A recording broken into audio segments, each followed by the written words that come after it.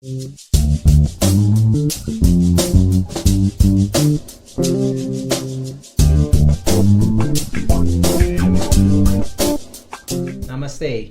Tripos family. Welcome to the first of a series of interviews that we'll be doing with local change makers. Today, for our inaugural interview, we'll be talking with Dr. Michael Sawyer, and he'll be talking to us about his new book, Black Minded, The Political Philosophy of Malcolm X, which will be available March 20th. And welcome to our first interview. Thank you for being here. Thanks so much. I really appreciate the invitation. So before we get into the book, we'd like to dig a little bit into your backstory, get you introduced to the community for those who don't already know Dr. Michael Sawyer, who is also an associate professor at Colorado College. Is that correct? Assistant professor. Yeah. Assistant professor. So your backstory, if we could jump a little bit into that and just kind of get the people introduced to you. Okay. Yeah, I moved to Colorado 5 years ago after grad school, but I'm originally from the south side of Chicago. So I grew up in the 1970s and 80s. I graduated from high school in 85. So I was around in the city during a lot of change, right? Change with respect to kind of the post-civil rights era, change with respect to kind of black politics, et cetera, et cetera. So I was kind of immersed, even unconsciously, in just a type of black political thought and life that was just happening all around me at the same time.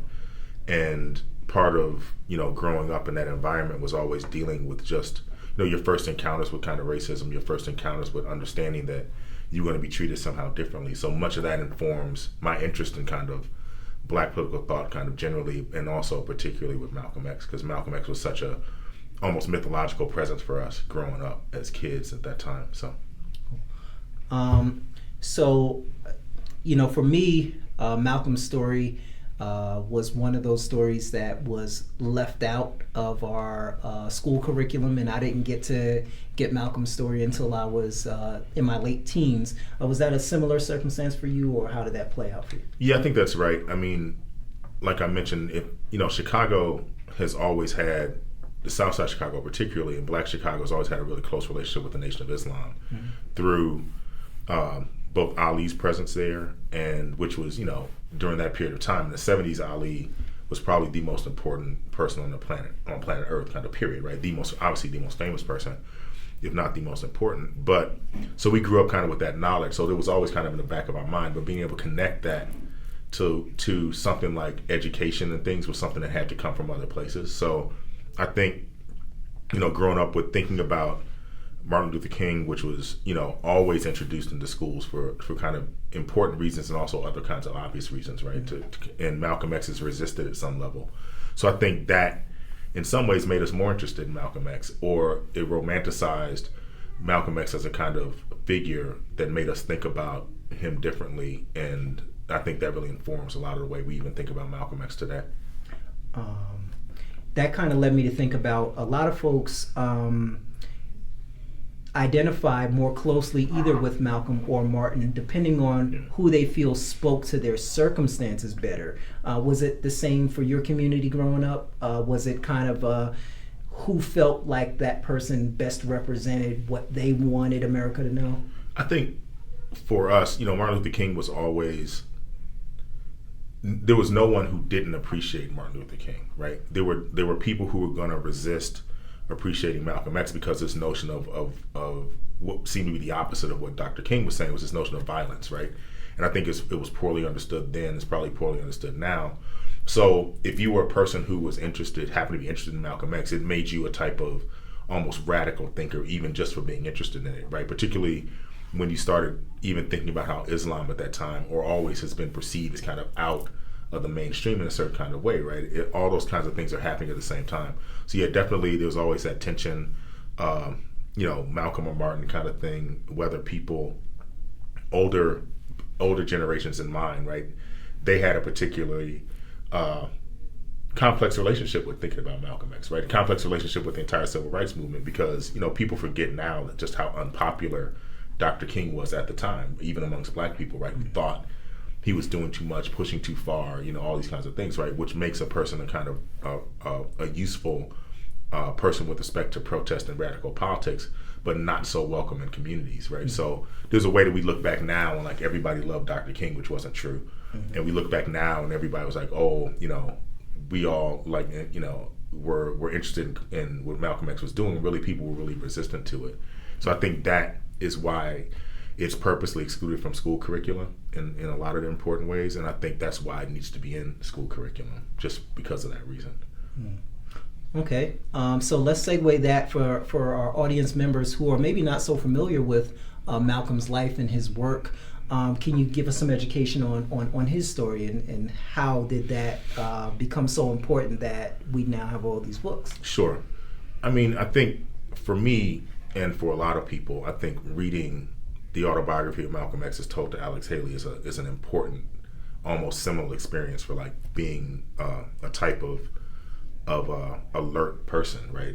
That you're aware of your surroundings, because so much of what happens to us, and I think this is why Malcolm X has always been so important, right? He's always been perceived, and I think correctly perceived, as being that person of the people, right? Like the enduring image of Malcolm X is always Malcolm on the street in Harlem, like walking the streets with people, right? And talking to the people and being so closely involved in that kind of a way, where the opposite, that enduring image of Dr. King, is oftentimes him at the Lincoln Memorial, like with thousands of people around him, in the way that implies a particular type of distance, right? So I think that's part of what's so important about Malcolm X's biography, right? He's an interesting character because he comes out of a family from Nebraska and his father was a Garveyite, right? And his father was executed by the Ku Klux Klan. So he had an early, almost unconscious or profoundly conscious in certain ways introduction to the worst forms of racism and lynching practices in this country. And so then, people are always aware. Some of this comes from, the important movie that Spike Lee did on Malcolm X, right, with Denzel Washington massively playing Malcolm X. He probably should have won an Academy Award for that for sure. role as well, if not others, right? But then there's reasons for that as well, right? So I think that, then you become familiar with that period, that, quote unquote, dark period of Malcolm X's life, where he was Malcolm Little at the time, where he was kind of countercultural, involved with crime, et cetera, ends up in prison. And then it's kind of awakening or rebirth of him as a member of the Nation of Islam and a strict kind of person who's studying at the feet of Elijah Muhammad to kind of understand that brand of Islam as a particularly kind of black version of what we understand as kind of traditional Sunni or Shia Islam at that point, right? So part of what happens with Malcolm X, and then of course at the end of his life, this notion, his assassination, right? This becomes so interesting now because of this Netflix documentary that's been produced that takes up the question of who assassinated Malcolm X or what the circumstances were around his assassination. But I think there's a way that the kind of biography of Malcolm X and the fact that he never produced any written documentation of his own, right? He's not a writer in the sense that you think about W.E.B. Du Bois or Angela Davis or other thinkers, black thinkers, authors, whatever. He wasn't doing that. He was kind of what I call in this book thinking in motion at the time, right? So he's doing interviews, he's doing television, he's meeting with students at colleges and universities across the country. He's in France, he's in Africa, et cetera, et cetera. So he's doing all kinds of things actively that then are producing a type of knowledge that was really difficult for us to get to because his biography becomes so important and so interesting and all those kinds of things. So I don't think my hope was that it's not an either or proposition, right? We either spend our time thinking about Malcolm X the person, right? Malcolm X the person who goes from prison to the highest regard within the civil rights movement, or leaving aside the kind of careful and complex thinking he's doing about what informs all that kind of work. So that's how, I've understood Malcolm for a long time, I think, without even kind of being aware of it. It's just a kind of figure who you just knew so much about but didn't know anything really when you thought about it. So how did you come to end up writing a book? And I know you've got some personal and professional reasons, but if you can kind of make our audience aware of what drove you to this book and what kept you passionate and staying steady and getting it done. Right. The book came out of, so I did my PhD in Africana Studies at Brown University, and one of the first things when I first got there, right, my dissertation, person who ended up being my dissertation chair, professor Barrymore, Anthony Bogues, who encouraged me to write this book, he asked me who were black political philosophers that I was interested in kind of studying while I was there. And I wanted to say Malcolm X, but didn't, right? Because I didn't think it fit within the academy, right? There's a reason that, the obvious people, like I mentioned, Du Bois is obvious. I came there to study kind of Frantz Fanon and thinking about all those kinds of things, that there were these texts that we had that we had been looking through for 50 years trying to figure out what's going on, right? And, people paying careful attention, teaching classes on them. But when you got to thinking about Malcolm X, it was always something kind of different, right? Do you feel like, and I'm sorry if I'm cutting off, but do you feel like in the college space of education, just like in the elementary education system, do you feel like there was a reluctance and a resistance to embrace Malcolm on any serious, on any serious level of recognition of him as important to American culture or American history or American society? I think, and I can only really speak for myself, right? And I think this is what possessed me in a certain kind of way to write the book. I took Malcolm X very seriously as a cultural icon, but I was incorrect to not take him as seriously as I should as a political thinker, in the way that I'm mentioning these other kinds of iconic, if you go to any library or someone's talking about serious black political thought, the names that will come up, very rarely will Malcolm X come up, and if it did, it was kind of as kind of an aside, right? Oh, then there's Malcolm X, right? Even when you got to think about Stokely Carmichael, Charles Hamilton, all them, when they wrote Black Power, so much about the book Black Power is invested in the thinking of Malcolm X, but he's not explicitly referenced as the intellectual, kind of driving force behind that. And so while I was working on my dissertation, so much of what I was doing was focused on Frantz Fanon. So I was, just doing type of things that students are doing when they're writing dissertations. And I remember seeing this iconic photo of Stokely Carmichael, H. Rap Brown, and Leroy Jones at and everyone's seen this kind of picture of them standing there. It's kind of ominous, but I was like, man, it'd be cool to, I wonder what H. Rap Brown would think about what I was thinking about Fanon, because I understood how important Wretched of the Earth was to kind of the Black Power movement, et cetera, et cetera. So I understood then that I knew he was doing life in prison and he was in the federal prison system. So I just wrote him a letter and I sent him a ton of pages from my dissertation. And a few weeks later, he wrote back and was like, he wrote back a really nice letter, said he was reading the text of the thing, would get back to me, and asked for my phone number.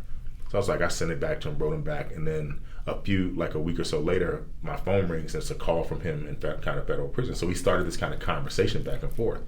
So one of the first things we talked about was I asked him kind of particularly, and I have a recording of the conversation that I talk about in the introduction to this book, because I asked him if I could record, because the story was that no one could talk to H. Rap Brown or Jamal Al-Amin, which is the imam's name right now, right? And I was talking to him because I didn't ask permission from the prison authorities. He's just calling you like he's your friend, right? Mm-hmm. So, and he said to me kind of particularly, he's like, I asked him about Fanon and Wretched Earth. He's like, those books were important, but he said the most important thinker from our perspective was Malcolm X, right? And it kind of jarred me, right? I was like, wow, right? And he's like, he exemplifies a particular type of black radical activist and thinker that informed everything that we were doing. Even the need to kind of think about Frantz Fanon was prefigured by them thinking about Malcolm X. And that sent me back to saying, you know what, I really need to spend some time thinking through this. And, we'd all, I'd worn the grooves off the kind of copy I had of Message to the Grassroots and, all those kinds of iconic speeches, cassette tapes, whatever, kind of passed between people back and forth. Then the easy access you have to it on the internet now. So I just went back and started listening. And as I was listening, all these things I was working on with respect to, and just the bookends of kind of, for me, for black political thought, which was bracketed somewhere between W.E.B. Du Bois at one end and Fanon at the other, Malcolm X began to fill in all those gaps between just as I was listening to it.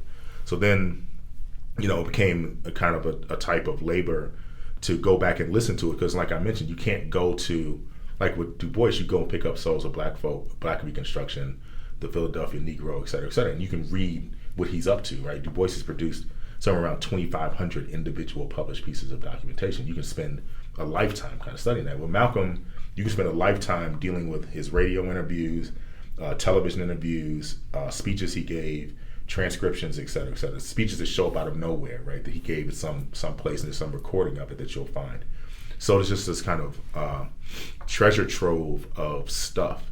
And the big challenge professionally, as a kind of professional scholar with the book, was figuring out a way to kind of chart your way through it. Because I was like, I don't want to write, this book either ends up being 1,300 pages long, which is completely impossible for most people to kind of spend their time with, because you're trying to meticulously go through every single thing. Mm-hmm. Or it ends up, I hope, ends up being, when I kind of produced a book that's manageable, that hits the kind of what I sketched out as the kind of important parts of his system of thinking, and kind of points to where for further study people should begin to think about this in different kinds of ways. It's very much a kind of, I hope it's an opening for a particular type of Malcolm X scholarship that people will take seriously.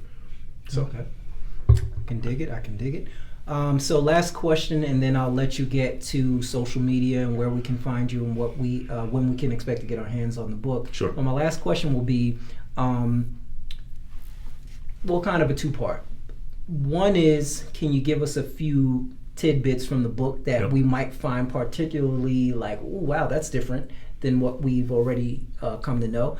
And the other part is, like, in your view, who should be reading this? Who should be getting their hands on this ASAP? Right. Okay. I'll take the last question first. Right. Okay. I think for me, I was writing the book for kind of broader audience. So I want to pick up, what I know of scholarly readers who are going to be interested in kind of the minutia of this system of thinking, how it fits into the larger scheme of something like Western political and philosophical thought, and also how it's radically outside of it. So I think there's a lot of that in the book, right? But I also wanted to make it accessible, so activists, students at whatever level, right, can start reading. And I think it should be read alongside. I hope the ambition is that it can be read alongside productively with some of the great scholarship that's been done on Malcolm X, right, including, the Manning Marable's book that revisits his biography. There's some new biographical texts that are coming out, and also, of course, visiting his own kind of autobiographical text, right? So that's, kind of the audience. I hope it's broad from that perspective. I hope it picks up people who were around during that period of time, right, and can think, and it causes them to kind of remember how, what you would hear from Malcolm X either was something that you agreed with or disagreed with, and then be able to figure out what he was actually up to in doing that. So, and also I hope it picks up people, younger people now who are interested in what it means to say something like Black Lives Matter, and how important Malcolm X is to even that kind of utterance, right? Mm-hmm. And so to get to the first part of your question, what I think interesting parts of the book, one of the things I take up first after the introduction is this notion of ontology, which is this question of where he comes from. And that's where this notion of the X comes into his notion of being, right? Because what he's trying to do is get rid of what he understands as notion of being the so-called Negro and the notion of the slave name, etc., and replaces it with this kind of emptiness or variable that allows you to fill in a type of historical or political relationship. So I spent a decent amount of time on that. There's a really important television appearance that he does on a Chicago news station where these kind of, four white interviewers are just trying to make him say his name is Malcolm Little, right? They just will flat out keep asking him, what is your real name? What is your real name? He just will not back off of that position, right? And so to me, it was like, it wasn't so much why it was important to him, because I got that. But the thing that was interesting is why it was so important for them to make him say it, right? To make him revert to something that they could understand and feel like they could control, right? So it's kind of this crazy kind of tension where they're almost talking to him as if he's some kind of imposter or something like that. Who are you really? Routine, right? So that was really, I think that's where the book kind of starts off. And I hope that sets the tone for people to be able to consider that the kind of thing with the X is more than just, an erasing of a last name like my name's Sawyer or whatever the case, right? It's more about a point of possibility and what that possibility portends.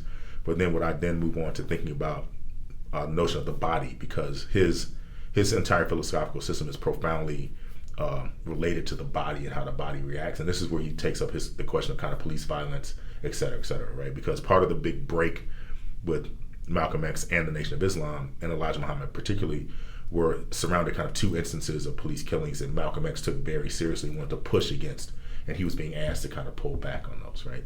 And there I think about he and Ali in important kinds of ways. And also, you'd be remiss in taking up Malcolm X and Nation of Islam and not thinking about the way that they reductively related to women at that time, right? This notion of a type of patriarchy, protecting women, but at the same time demeaning them in important kinds of ways, right? So I talk about how Malcolm evolved in important ways from that point, right? But we have to kind of think about that.